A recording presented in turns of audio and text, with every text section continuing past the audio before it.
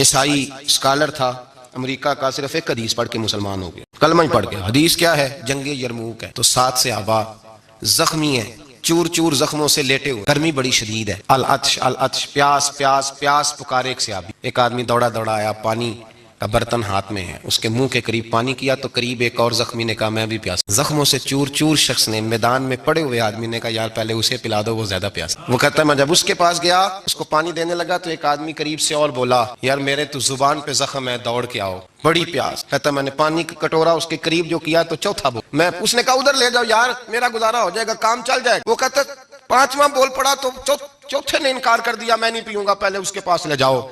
کہتا حد ہو گئی، 7ویں تک میں آیا، اور جب میں 7ویں تک آیا تو پہلے نے پھر چیز فرماتے ہیں وہ 7واں کہنے لگا نہیں ادھر لے جا یار اس کو پیاس زیادہ لگی ہوئی ہے۔ کہتے ہیں جب میں اس تک گیا تو وہ جامع شہادت نوش کر چکا تھا۔ پلٹ کے دوسرے کے پاس آیا تو وہ بھی فوت ہو گیا، تیسرے کے پاس آیا تو وہ